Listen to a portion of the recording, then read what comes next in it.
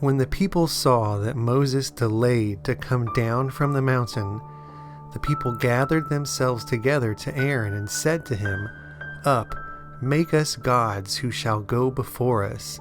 As for this Moses, the man who brought us up out of the land of Egypt, we do not know what has become of him."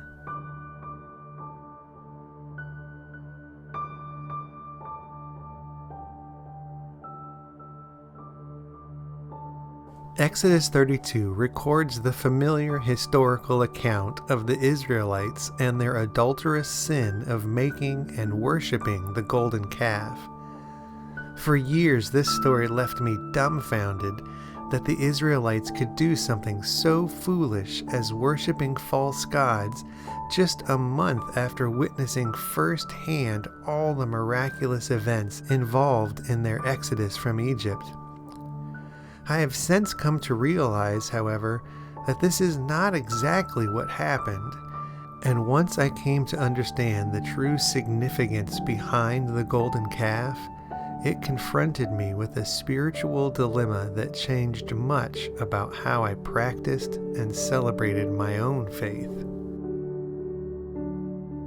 In reality, the Israelites never intended or even attempted to worship false gods, and a careful reading of Exodus 32 makes that quite clear.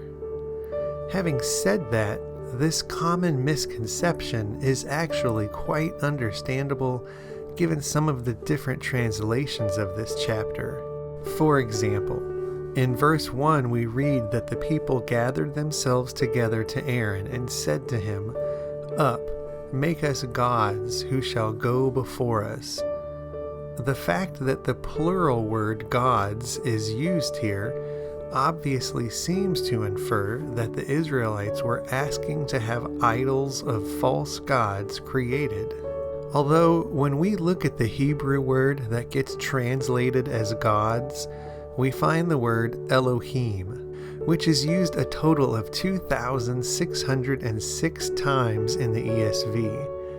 Despite this Hebrew word being plural itself, the most common two ways it is translated is God with a capital G, as it appears 2,346 times when the text is specifically referencing the true God, and God with a lowercase g, as it is rendered 244 times. So quite literally, 99% of the time, the word Elohim is translated simply as God. Thus, it seems entirely plausible that the Israelites were not requesting that Aaron craft them an image of false gods, but rather of the Most High God himself. Interestingly enough, there is actually textual evidence to support this idea a few verses later. In verse 4, after having made the golden calf, Aaron presents it to the people and declares, "These are your gods, O Israel, who brought you up out of the land of Egypt."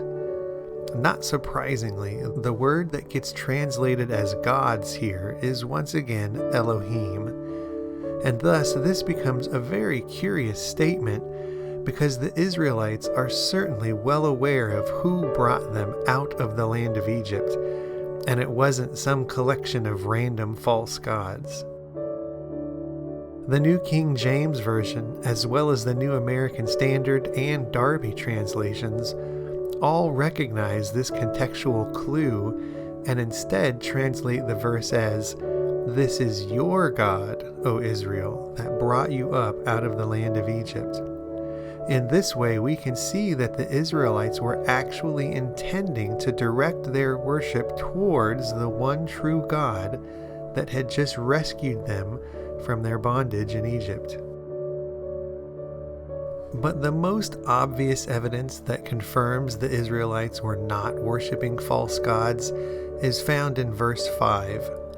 After making an altar for the golden calf, Aaron proclaims, "Tomorrow shall be a feast to Yahweh."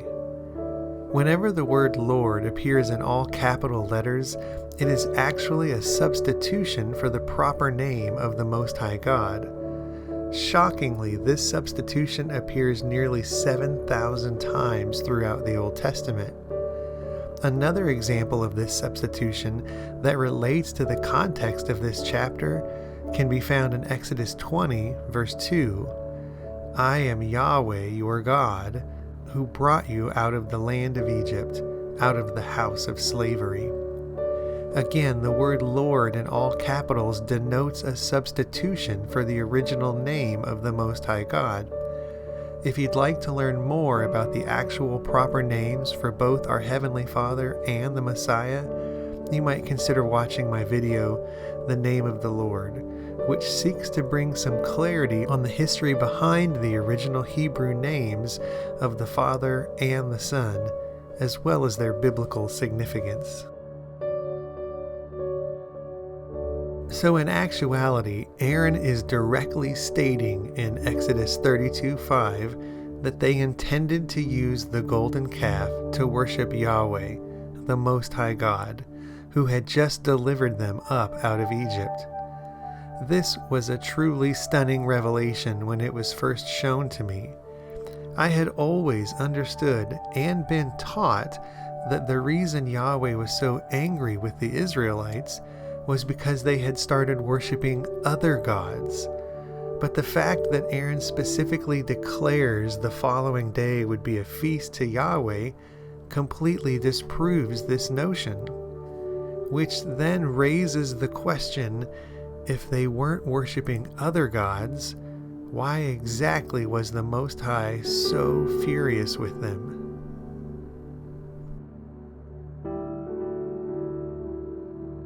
There are, in fact, two major reasons the Father was so angry.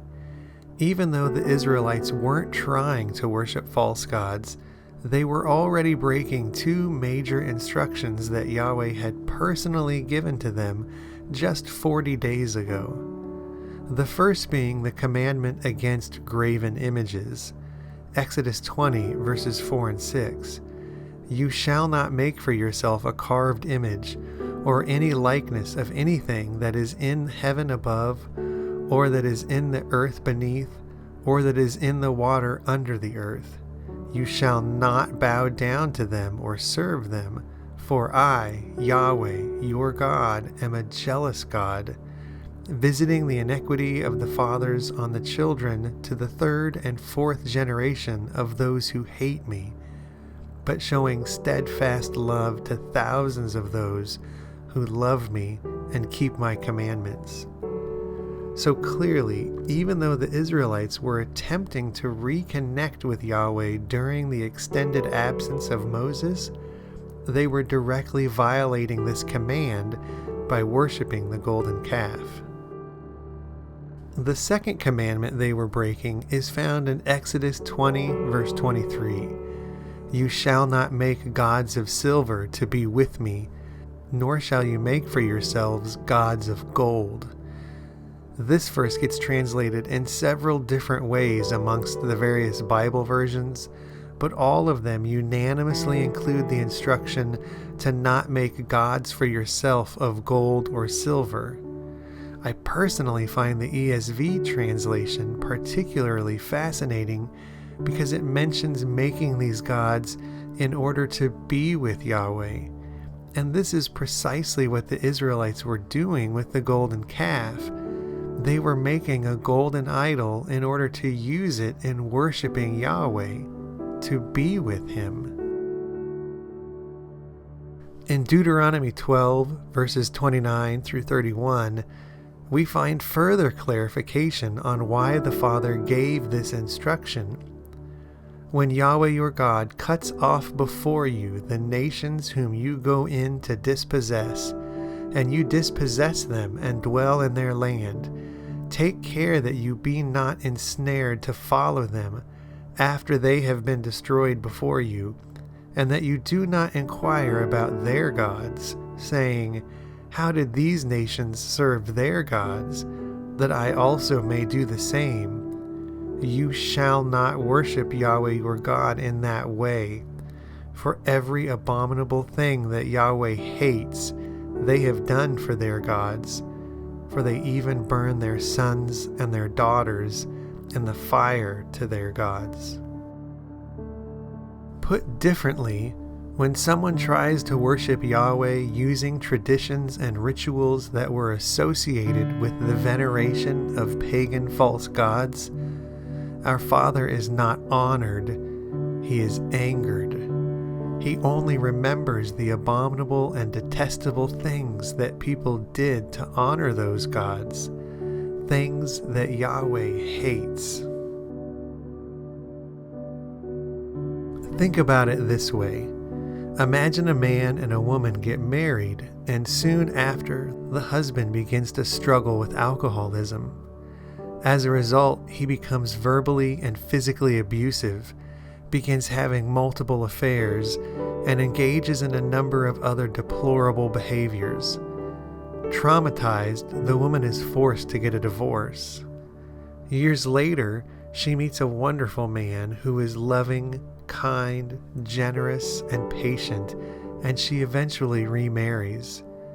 Once they are married, the woman decides to honor her new husband by celebrating their anniversary on the date she married her abusive ex-husband.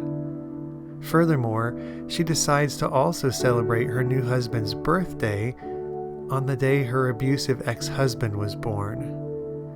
Being patient and loving, the new husband tries to be understanding about the traditions his wife had from her previous life. However, during these supposed celebrations, all he can think about are the terrible acts committed by his wife's abusive ex-husband.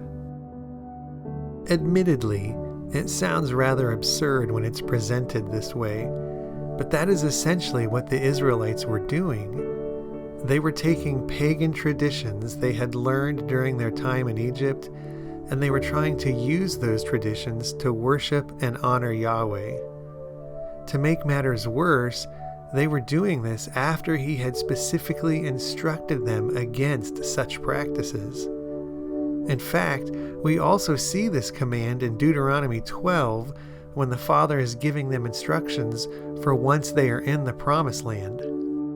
You shall surely destroy all the places where the nations whom you shall dispossess served their gods, on the high mountains and on the hills and under every green tree. You shall tear down their altars and dash into pieces their pillars and burn their Asherim with fire. You shall chop down the carved images of their gods and destroy their name out of that place. You shall not worship Yahweh your God in that way. I began to recognize that Yahweh's anger was entirely understandable, and it wasn't long after gaining this perspective that I realized I was unfortunately guilty of making the exact same mistake when I celebrated Christmas and Easter. For years, I had been well aware of the fact that both Christmas and Easter, as they are now observed, originated directly from pagan religions. There is a tremendous wealth of resources available on the web and in print that documents the overwhelming evidence that confirms this. In fact, I had even seen and heard a great many well-known Christian authors, pastors, and researchers acknowledge the undeniable truth of this claim. Because this information is readily available, this video will not venture into this historical evidence. However, the following video resources would be an excellent starting point for anyone new to this information, and links are available in the description.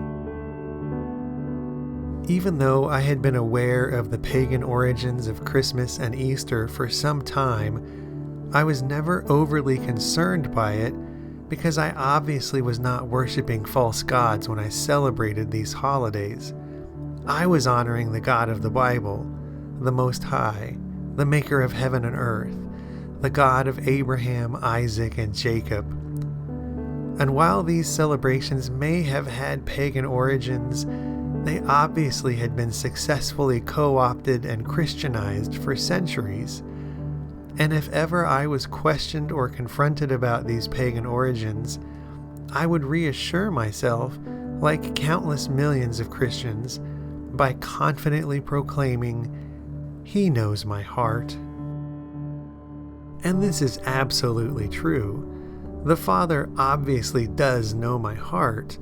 He is aware that when I celebrated these holidays, I was certainly not doing it with the intention of venerating pagan gods of the past.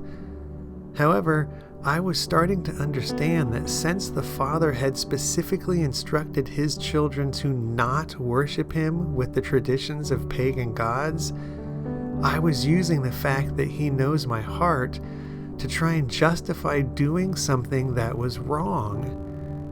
In other words, just because he knows in my heart I was not worshiping other gods doesn't negate the fact that I was still doing something he directly commands us not to do. I began to recognize that my heart was deceiving me with this erroneous line of reasoning. This is why the Father describes our hearts so harshly in Jeremiah 17, verses 9 and 10. The heart is deceitful above all things and desperately wicked. Who can know it? I, Yahweh, search the heart. I test the mind, even to give every man according to his ways, according to the fruit of his doings. I also began to realize that me justifying my actions by stating, "He knows my heart," was inherently selfish. That is to say, I recognize that statement is only concerned with myself and my own feelings regarding these holidays. Personally, I loved these holidays. They had always been deeply meaningful and significant to me, and I had a lifetime of happy memories from celebrating these days. Would my loving Heavenly Father really want me to give up something that brought me so much joy? Especially since He knows my heart. He knows I'm not worshiping other gods. But perhaps the biggest issue with this line of thinking is that it never once considers how He feels about me celebrating these holidays. And as mentioned earlier, the Father does share quite candidly exactly how He feels about it. Deuteronomy 12:31, "You shall not worship Yahweh your God in that way, for every abominable thing that Yahweh hates they have done for their gods, for they even burn their sons and their daughters in the fire to their gods." I was heartbroken when I finally understood this. By using these pagan holidays in an attempt to honor my Heavenly Father, I was actually insulting Him. I was making the exact same mistake the Israelites did with the golden calf. I was like the woman celebrating her anniversary on the date she married her abusive ex-husband. And what grieved my heart so much is that in my attempt to honor my Creator, I was simply reminding Him of all the abominable things that have been done for these pagan gods.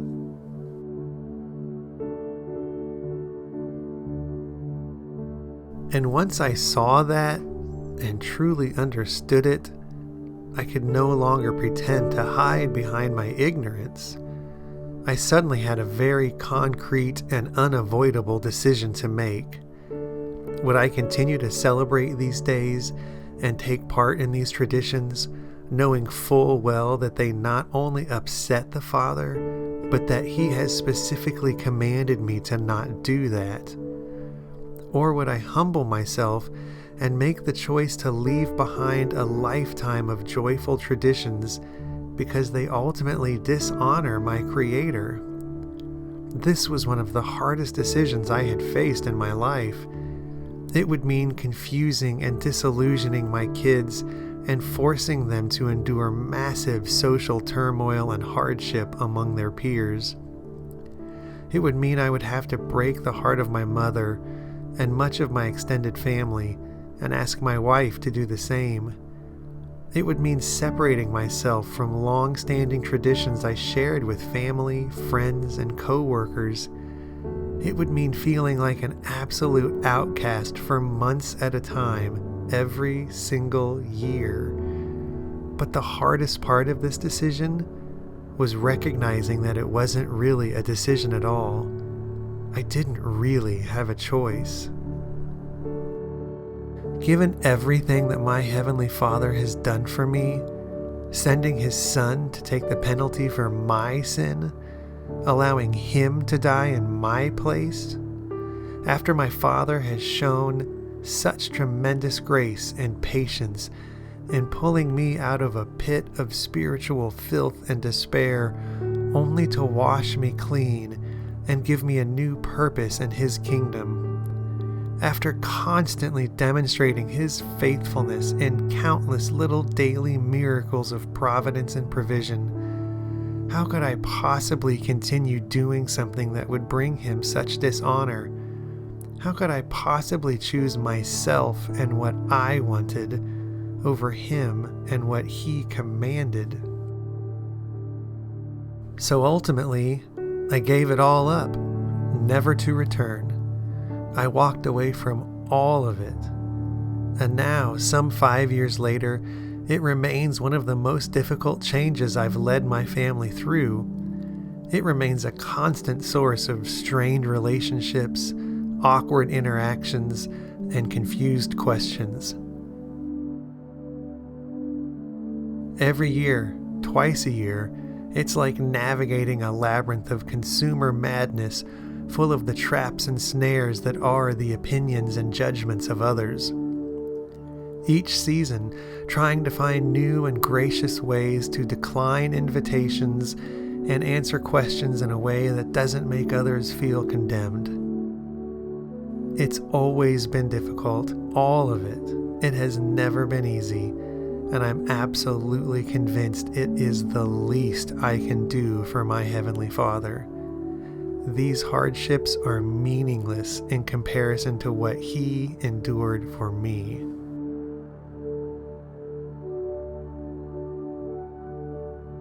However, the most fascinating part of this whole transformation has been the incredible blessing that has come with our obedience. We gave up 2 holidays and received 7 in exchange. As a family, we now celebrate the real biblical holy days that our Father always intended for His children to keep, and they are unimaginably significant and deeply, powerfully meaningful.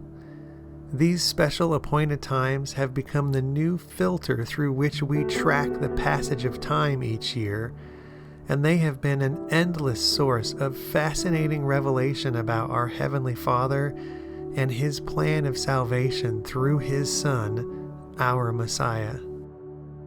Please consider my video, The Feasts of the Lord, for a brief introduction to the biblical feast days or appointed times, and a heartfelt invitation for all followers of Jesus to make these holy days part of their lifestyle of worship.